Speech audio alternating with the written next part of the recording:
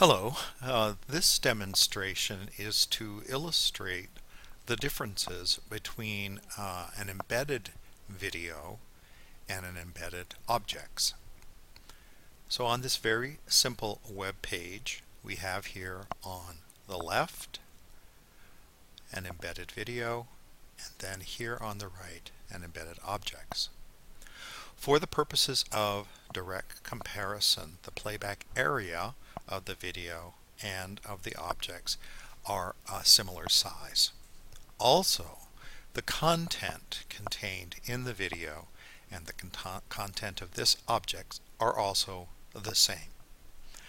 So I think the first thing we'll do is we'll just start them both and take a look to see how they are similar and yet very different. I'll go ahead and start the objects, and I'll go ahead and play the video.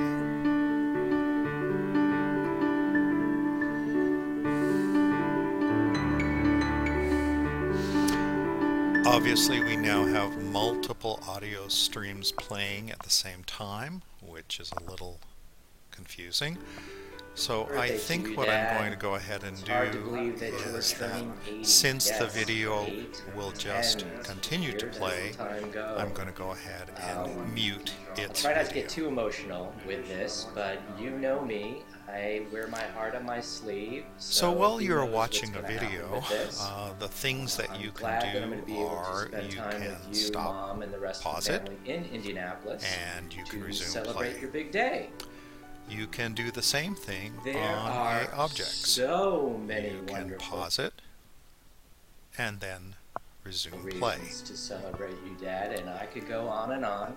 But I On won't. the video, Instead, you can go decided to ahead share the and top 10 make it things about full you screen, for which I am most grateful. which is not showing At this complete number screen 10, capture. Fix it yourself. On the objects, you Thank have the you option for letting me be. to go to a larger canvas as well, which is more fully featured and not completely again captured by this screen capture. So returning then, I'm going to stop what I was doing on the objects, and we'll just simply continue to let the video play, because in truth there's nothing more you can do with the video. However, on the objects, you'll note that there are many options that are supported for control and interaction. First is that, unlike the video, you have multiple playback options, and there are several here that I can illustrate. If you want to play concurrently, as illustrated in the video, you have the choice of having it shuffle each and every time, for instance, so you always have a new experience, or like you can with All Wishes Concurrent Latest, you can play whatever has been most recently added to the objects. Now, this is a very different aspect than video. In truth, the content here is similar and related, but the content rendered to video is a snapshot in time. Since that time, more content of videos, text, images, etc. have been added, and each and every time you play an object, those are automatically and immediately integrated. I'm going to go ahead and stop again. Don't have to stop to choose a playback, but I just did that. Another thing that you can do is perhaps you don't like to view the content in a concurrent mode.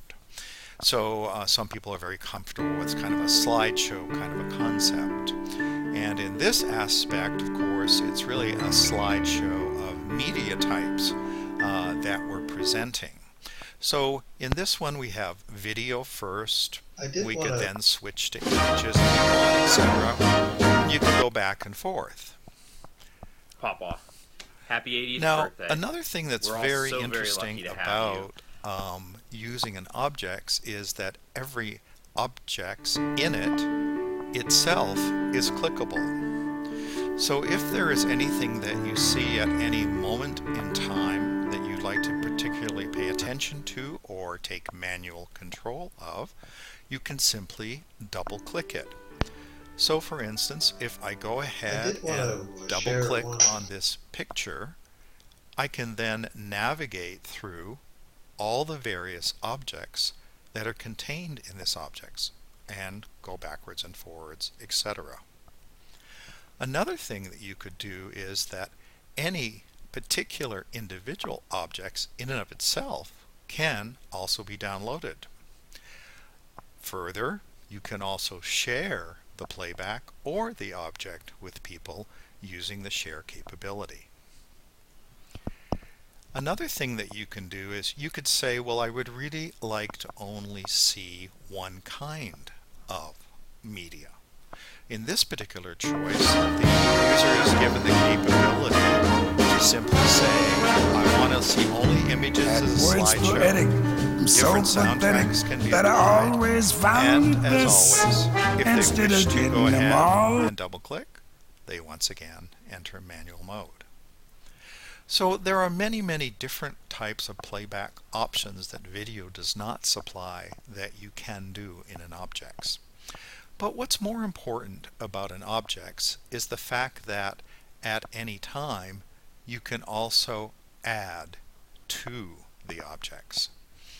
You simply do that by going ahead and clicking the Add button.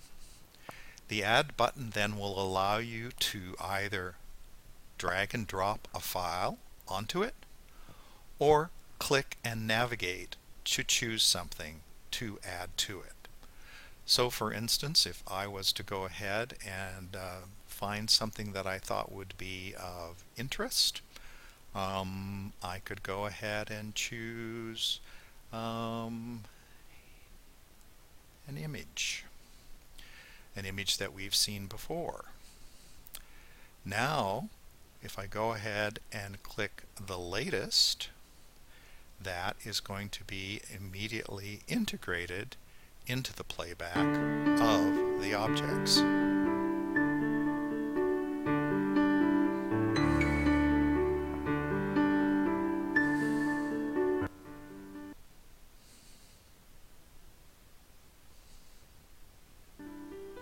Okay, you're on. I'm just going to go pause for now. So this image here is what I just added, and now of course it has been presented as one of the things most recently added.